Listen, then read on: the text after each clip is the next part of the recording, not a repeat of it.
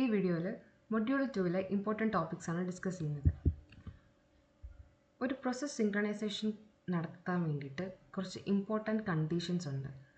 അതിൽ 3 എണ്ണമാണ് critical section, race condition and preemption. Critical section എന്ന് പറഞ്ഞാൽ ഒരു കോഡ് സെഗ്മെൻ്റ് ഉണ്ട്, അത് ഒരു പ്രോസസ്സിനെ അറ്റ് എ ടൈം ആക്സസ് ചെയ്യാൻ പറ്റുള്ളൂ. അതിനാണ് നമ്മൾ ക്രിട്ടിക്കൽ സെക്ഷൻ എന്ന് പറയുന്നത്. Race condition. A race condition is a situation that may occur inside a critical section. ഒരു ക്രിട്ടിക്കൽ സെക്ഷൻ്റെ ഉള്ളിൽ നടക്കുന്ന ഒരു കണ്ടീഷനാണ് റേസ് കണ്ടീഷൻ. ഇനി പ്രിയംഷൻ. അതായത് പ്രിയംഷൻ നടക്കുന്നതെന്ന് പറഞ്ഞാൽ ഒരു റണ്ണിങ് പ്രോസസ്സ് സ്റ്റോപ്പ് ആവും എപ്പോൾ CPU അനദർ പ്രോസസ്സിനെ ആക്സസ് ചെയ്യാൻ പോകുമ്പോൾ. അതായത് is when the operating system stops a running process to give the CPU to another process. Another പ്രോസസ്സിന് CPUവിനെ കൊടുക്കാൻ വേണ്ടിയിട്ട് കറൻ്റ്ലി റണ്ണിങ് ആയിട്ടുള്ള പ്രോസസ്സ് സ്റ്റോപ്പ് ചെയ്യുന്നതാണ് പ്രിയംഷൻ. എന്താണ് race condition? Race condition is a situation where several processes access and manipulate same data concurrently and the outcome of execution depends on the particular order in which the access takes place. അതായത് ഒരു same ഡേറ്റയെ several process continuously manipulate ചെയ്യുമ്പോൾ അതിൻ്റെ outcome of execution എന്ന് പറയുന്നത് ഏത് ഓർഡറിലാണോ ആ access take place ചെയ്തത് അതനുസരിച്ചായിരിക്കും. അതാണ് റേസ് കണ്ടീഷൻ. എന്തിനാണ് പ്രോസസ് സിങ്ക്രണൈസേഷൻ വേണ്ടത്? പ്രോസസ് സിങ്ക്രണൈസേഷൻ എന്ന് പറഞ്ഞാൽ no two processes can have access to the same. അതായത് നോ ടു പ്രോസസ്സിന് ഒരു ഡേറ്റയിലേക്ക് ആക്സസ് ചെയ്യാൻ പാടില്ല. ആ എക്സിക്യൂഷൻ കോർഡിനേറ്റ് ചെയ്യുന്നതാണ് പ്രോസസ് സിങ്ക്രണൈസേഷൻ ചെയ്യുന്ന ജോബ്. ഈ കൊടുത്തേക്കുന്നതാണ് ക്രിട്ടിക്കൽ സെക്ഷൻ്റെ ഒരു ജനറൽ സ്ട്രക്ചർ എന്ന് പറയുന്നത്. അതൊരു ഡുവൈ ലൂപ്പ് യൂസ് ചെയ്താണ് നമ്മൾ ചെയ്യുന്നത്. ഡുവൈ ലൂപ്പിൽ ആദ്യമേ ഒരു എൻട്രി സെക്ഷൻ കാണും, അതിനുശേഷം ഒരു ക്രിട്ടിക്കൽ സെക്ഷൻ ഉണ്ടാവും, അതിന് ശേഷമായിരിക്കും ഒരു എക്സിറ്റ് സെക്ഷൻ, ശേഷം reminder section, then loop close ചെയ്യുന്നു. ഇനി ക്രിട്ടിക്കൽ സെക്ഷനിൽ നിന്ന് ചോദിക്കാൻ ചാൻസ് ഉള്ള പ്രോബ്ലം എന്താണ് ക്രിട്ടിക്കൽ സെക്ഷൻ ചെയ്യുന്നത്? അത് critical section is A segment of code. It is A segment of code. ഇതാണ് ഏറ്റവും ഇമ്പോർട്ടൻ്റ് ആയിട്ടുള്ള point. Critical section is A segment of code where a process access shared resources. ഒരു process shared റിസോഴ്സിനെ access ചെയ്യുന്നതാണ് critical സെക്ഷനിൽ നടക്കുന്നത്. ആ problem solve ചെയ്യാനായിട്ട് ഒരു 3 ക്രൈറ്റീരിയ ഉണ്ട്. There is A 3 criteria. ഒന്നാമത്തത് മ്യൂച്വൽ എക്സ്ക്ലൂഷൻ. അതായത് ഒരു പ്രോസസ്സ് എ ക്രിട്ടിക്കൽ സെക്ഷനിലുണ്ടെന്ന് വിചാരിക്കാം. അങ്ങനെയാണെങ്കിൽ വേറൊരു പ്രോസസ്സിനും ആ ക്രിട്ടിക്കൽ സെക്ഷനിലേക്ക് വരാൻ പാടില്ല. പ്രോസസ്സ് എ മാത്രമായിരിക്കും ആ ക്രിട്ടിക്കൽ സെക്ഷനിൽ ഉണ്ടാവുക. No other process can be there. ഇനി പ്രോഗ്രസ്. ഇനി ഒരു പ്രോസസ്സും ക്രിട്ടിക്കൽ സെക്ഷനിലില്ല.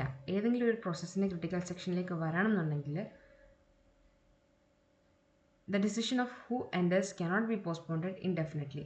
അതായത് അങ്ങനെ ഒരു സിറ്റുവേഷൻ ആണെങ്കിൽ ഇന്ന ക്രിട്ടിക്കൽ സെക്ഷൻ വരാനുണ്ട് അങ്ങനെയൊന്നുമില്ല. വരുന്ന പ്രോസസ്സിന് ഡയറക്റ്റ്ലി ക്രിട്ടിക്കൽ സെക്ഷനിലേക്ക് എൻ്റർ ചെയ്യാം. ഇനി എന്താണ് ബൗണ്ടഡ് വെയിറ്റിംഗ്? ബൗണ്ടഡ് വെയിറ്റിംഗ് എന്ന് പറഞ്ഞാൽ അവിടെ ഒരു ലിമിറ്റ് ഉണ്ട്. Before A waiting process gets in. എത്ര തവണ വേറെ പ്രോസസ്സിന് ആ ബൗണ്ടഡ് പ്രോസസ്സിലേക്ക് എൻ്റർ ചെയ്യാം വെയിറ്റിംഗ് പ്രോസസ്സ് വരുന്നത് വരെ. അതിന് ഒരു ലിമിറ്റ് ഉണ്ട്. അതിനെയാണ് ബൗണ്ടഡ് വെയിറ്റിംഗ് എന്ന് പറയുന്നത്. ഇനി hardware primitive locks, test and set, compare and swap. ഇത് രണ്ടെണ്ണമാണ് നമുക്ക് പഠിക്കാനുള്ളത്.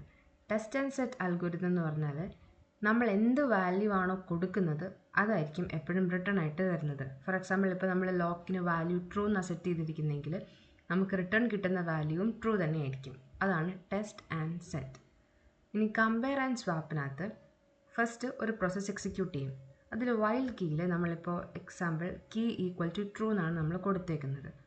അപ്പോൾ അവിടെ എന്ത് സംഭവിക്കും? ഒരു സ്വാപ്പ് സംഭവിക്കും. സ്വാപ്പ് ചെയ്യുമ്പോൾ ലോക്ക് ഈക്വൽ ടു ട്രൂവും നമ്മൾ കീ ഈക്വൽ ടു ട്രൂ എന്ന് കൊടുത്തത് കീ ഈക്വൽ ടു ഫാൾസ് ആയി മാറും. അങ്ങനെ ഇരിക്കുമ്പോൾ നമ്മൾ നെക്സ്റ്റ് ഐറ്ററേഷൻ സംഭവിക്കും. അപ്പോൾ അത് വന്ന് ചെക്ക് ചെയ്യുമ്പോൾ എന്ത് പറ്റും? കീ ഈക്വൽ ടു ഫാൾസ് എന്നാണ് ഇപ്പോൾ കിടക്കുന്നത്. അപ്പോൾ എന്ത് സംഭവിക്കും? വൈൽ ലൂപ്പ് ബ്രേക്ക് ആവും. വീണ്ടും പ്രോസസ്സ് ക്രിട്ടിക്കൽ സെക്ഷനിലേക്ക് ഫസ്റ്റ് പ്രോസസ്സ് എൻ്റർ ആവും. ഇതാണ് കമ്പയർ ആൻഡ് സ്വാപ്പിൽ നടക്കുന്നത്. ഇനി സ്പിന്നിങ് വേഴ്സസ് സ്ലീപ്പിംഗ്. സ്പിൻ ലോക്കും മ്യൂടെക്സും തമ്മിലുള്ള ഡിഫറൻസ്. സ്പിൻ ലോക്കിൻ്റെ ബിഹേവിയർ എന്ന് പറഞ്ഞാൽ അത് വൈൽ ലൂപ്പിലിരുന്നായിരിക്കും ചെക്ക് ചെയ്യുന്നത്. അതേസമയം മ്യൂടെക്സ് എന്ത് ചെയ്യും?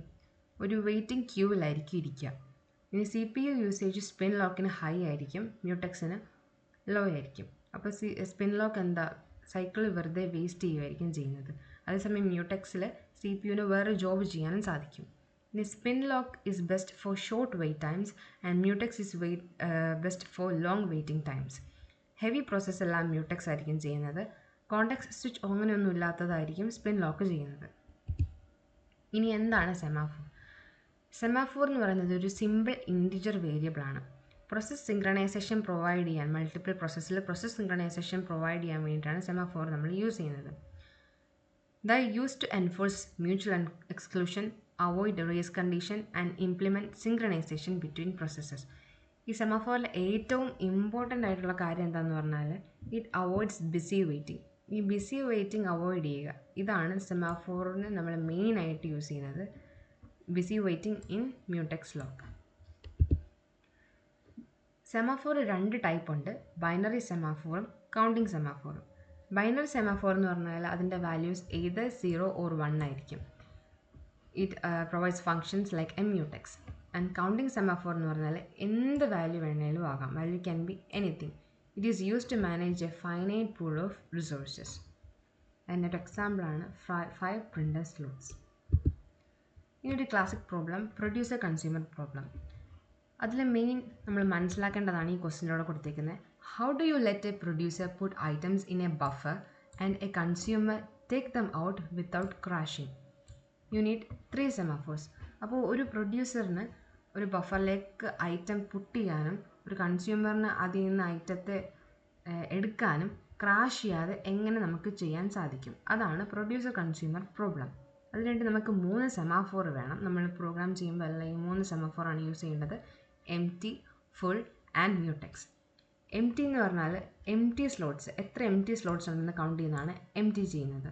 ഇനി ഫുൾ എന്ന് പറഞ്ഞാൽ എത്ര ഫിൽഡ് സ്ലോട്ട്സ് ഉണ്ടെന്ന് കൗണ്ട് ചെയ്യും. മ്യൂടെക്സ് എന്താ ചെയ്യുന്നത്? Only 1 person touches the buffer at a time.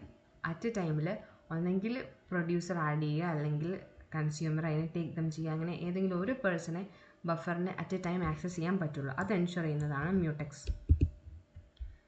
ഇനി ഇത് മെയിൻ ഇമ്പോർട്ടൻറ്റ് പോയിൻ്റ് ആണ്, എന്താണ് dead lock? Deadlock occurs when a set of processes are waiting for resources held by each other and none can proceed. ഇപ്പോൾ ഒരു 2 process P1, P2, 3 process P1, P2, P3 ഉണ്ടെന്ന് വിചാരിക്കുക. ഈ P2 എന്നുള്ള process നമുക്ക് നടക്കണം എന്നുണ്ടെങ്കിൽ P1 എന്നുള്ള പ്രോസസ്സിലുള്ള റിസോഴ്സ് നമുക്ക് P2വിൽ കിട്ടണം. പക്ഷേ ഈ P1 പ്രോസസ്സിന് P2വിലുള്ള പ്രോസസ്സിന് റിസോഴ്സാണ് വേണ്ടത്. പക്ഷേ ഈ P2വിന് ആ റിസോഴ്സ് എപ്പോഴേ കൊടുക്കാൻ സാധിക്കുകയുള്ളൂ? P2വിൻ്റെ എക്സിക്യൂഷൻ കഴിഞ്ഞാൽ. പക്ഷേ P2വിൻ്റെ എക്സിക്യൂഷൻ കഴിയണമെന്നുണ്ടെങ്കിൽ P1ൽ നിന്നുള്ള റിസോഴ്സ് നമുക്ക് വേണം. അങ്ങനെയുള്ള സമയത്താണ് ഡെഡ് ലോക്ക് സംഭവിക്കുന്നത്. അതായത് എ സെറ്റ് ഓഫ് പ്രോസസ്സ് ഉണ്ട്, they are waiting for resources held by each other. അങ്ങോട്ടും ഇങ്ങോട്ടുമുള്ള റിസോഴ്സസ് കിട്ടിയാൽ മാത്രമേ അതിന് പ്രോസസ്സ് എക്സിക്യൂഷൻ നടക്കുകയുള്ളൂ. അങ്ങനെയുള്ള സമയത്താണ് ഡെഡ് ലോക്ക് ഉണ്ടാകുന്നത്. ഇനി ഡെഡ് ലോക്ക് ഹാപ്പൻ ചെയ്യണമെങ്കിൽ 4 കണ്ടീഷൻസ് ട്രൂ ആവണം: mutual exclusion, hold and wait, no preemption and circular wait. Mutual exclusion എന്ന് പറഞ്ഞാൽ only 1 process can use a resource at a time. നമ്മൾ നേരത്തെ പറഞ്ഞായിരുന്നു മ്യൂച്വൽ എക്സ്ക്ലൂഷൻ എന്ന് പറഞ്ഞാൽ ഒരു പ്രോസസ്സിനെ ഒരു റിസോഴ്സിനെ അറ്റ് എ ടൈം യൂസ് ചെയ്യാൻ പറ്റത്തുള്ളൂ. അങ്ങനെ വരുമ്പോൾ എന്ത് സംഭവിക്കാം? ഡെഡ് ലോക്ക് സംഭവിക്കാം. ഇനി ഹോൾഡ് ആൻഡ് വെയിറ്റ്. ഈ process holds 1 resources while waiting for another. ഇപ്പം ഞാൻ നേരത്തെ പറഞ്ഞ പോലെ P2 എന്നുള്ള പ്രോസസ്സ് P1ൻ്റെ റിസോഴ്സിനെ ഹെൽഡ് ചെയ്ത് വെച്ചുകൊണ്ടിരിക്കുകയാണ്. പക്ഷേ P1ന് എന്ത് വേണം? മറ്റ് റിസോഴ്സ് ഉണ്ടെങ്കിലേ ഇതിനെ വിട്ടുകൊടുക്കാൻ പറ്റത്തുള്ളൂ. അതുപോലെ A process holds 1 resources while waiting for another. 2 resource ഉണ്ടെങ്കിൽ ഒരു പ്രോസസ്സിനെ എക്സിക്യൂട്ട് ചെയ്യാൻ പറ്റത്തുള്ളൂ. അതിനാകെ ഒരു റിസോഴ്സേ ഉള്ളൂ. അതാണെങ്കിൽ ആ റിസോഴ്സിനെ വേറെ പ്രോസസ്സിനൊന്നും കൊടുക്കത്തില്ല. അങ്ങനെ അതിനെ ഹോൾഡ് ചെയ്ത് വെച്ചിരിക്കുന്ന സമയത്താണ് ഹോൾഡ് ആൻഡ് വെയിറ്റ് ഉണ്ടാകുന്നത്. ഇനി നോ പ്രിയംഷൻ. നമുക്ക് ഒരു റിസോഴ്സിനെയും ഫോഴ്സ്ഫുള്ളി മറ്റേ പ്രോസസ്സ് എക്സിക്യൂട്ട് ചെയ്യാൻ വേണ്ടി എടുക്കാൻ പറ്റത്തില്ല. അതാണ് resources cannot B forcibly taken away. അങ്ങനെയാണെങ്കിൽ എന്താണ്? നോ പ്രിയംഷൻ. അതും ഡെഡ് ലോക്കിന് കാരണമാവുന്നു. ഇനി സർക്കുലർ വെയിറ്റ്. ഒരു ചെയിൻ ഓഫ് പ്രോസസ്സ് ഉണ്ടെന്ന് വിചാരിക്കുക. ഈ P1, P2, P3 ഇതിങ്ങനെ ചെയിൻ ആയിട്ടാണ് കിടക്കുന്നതെന്ന് വിചാരിക്കുക. P1 എന്നുള്ള പ്രോസസ്സ് P2ൻ്റെ റിസോഴ്സിന് വേണ്ടിയിട്ട് വെയിറ്റ് ചെയ്യുകയാണ്. ഈ P2 എന്തിനു വേണ്ടി വെയിറ്റ് ചെയ്യുകയാണ്? P3 റിസോഴ്സിന് വേണ്ടി വെയിറ്റ് ചെയ്യുകയാണ്. അങ്ങനെ കുറേ പ്രോസസ്സ് പോകുന്നു. ആ Pn എന്നുള്ള ലാസ്റ്റത്തെ പ്രോസസ്സ് P1ന് വേണ്ടി വെയിറ്റ് ചെയ്യുകയാണ്. ഇങ്ങനെ വരുമ്പോൾ ഈ പ്രോസസ്സ് ഒന്നും നടക്കത്തില്ല. കാരണം P2 ഉണ്ടെങ്കിലേ P1ന് പറ്റുള്ളൂ. പക്ഷേ P2 എക്സിക്യൂട്ട് ചെയ്യണമെങ്കിൽ P3 വേണം. P3 വേണമെന്നുണ്ടെങ്കിൽ Pn ചെയ്യണം. അങ്ങനെ ഈ പ്രോസസ്സ് ഒരു 4 അവർ വെയിറ്റിംഗ് ടൈമിലേക്ക് പോകും. അതാണ് സർക്കുലർ വെയിറ്റ്. ഒരു ചെയിൻ ഓഫ് പ്രോസസ്സ് ഉണ്ടാകുമ്പോൾ എന്ത് സംഭവിക്കും? Circular wait. ഈ 4 കണ്ടീഷൻസ് ഡെഡ് ലോക്ക് ഒക്കർ ചെയ്യാൻ റീസൺ ആകും. ഇനി വേറൊരു പ്രോബ്ലം കൂടെ ഉണ്ട്, ഡൈനിങ് ഫിലോസഫേഴ്സ് പ്രോബ്ലം. ഇപ്പോൾ നമ്മൾ ഈ കണ്ട ഈ സർക്കുലർ വെയിറ്റില്ലേ, ഈ സർക്കുലർ വെയിറ്റ് പോലെയാണ് ഡൈനിങ് ഫിലോസഫർ പ്രോബ്ലം പോകുന്നത്. അതായത് 5 ഫിലോസഫേഴ്സ് ഉണ്ട്. അവരൊരു റൗണ്ട് ടേബിളിന് ചുറ്റും ഇരിക്കുകയാണ്. അവർക്ക് കഴിക്കാൻ 2 ഫോർക്ക് വേണം. പക്ഷേ ഓരോരുത്തർക്കും 5 ഫോർക്കേ ഇവിടെ കൊടുത്തിട്ടുള്ളൂ.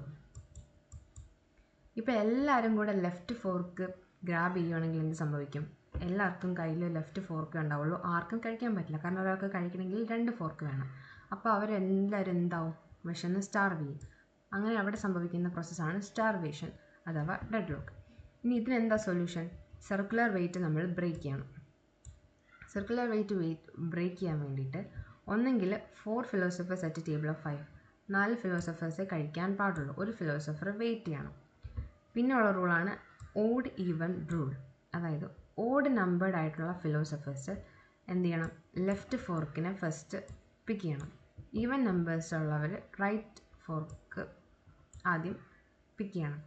ഇങ്ങനെ വരുമ്പം ഒരു പെർഫെക്റ്റ് സർക്കിൾ എന്താണേലും ഉണ്ടാവത്തില്ല. അപ്പോൾ അവിടെ എന്ത് സംഭവിക്കില്ല? സ്റ്റാർവേഷൻ സംഭവിക്കില്ല. ഒരു കറക്റ്റ്ലി ഒരു ചെയിൻ ഓഫ് പ്രോസസ്സ് സർക്കുലർ രീതിക്ക് പോയാലും അവിടെ സർക്കുലർ വെയിറ്റ് സംഭവിക്കുകയുള്ളൂ. ഓഡ് ഈവൻ റൂൾ അനുസരിച്ച് അവിടെ ഒരു പെർഫെക്റ്റ് സർക്കിൾ ഉണ്ടാവില്ല, അപ്പോൾ സ്റ്റാർവേഷൻ ഉണ്ടാവില്ല. അങ്ങനെ നമുക്ക് ഡൈനിങ് ഫിലോസഫേഴ്സ് പ്രോബ്ലത്തിൻ്റെ സൊല്യൂഷൻ ഈ രണ്ടെണ്ണമായിരിക്കും. Odd even rule, 4 philosophers at a table of 5. അപ്പോൾ അത്രയാണ് മൊഡ്യൂൾ 2 ഇമ്പോർട്ടൻറ്റ് ടോപ്പിക്സ്.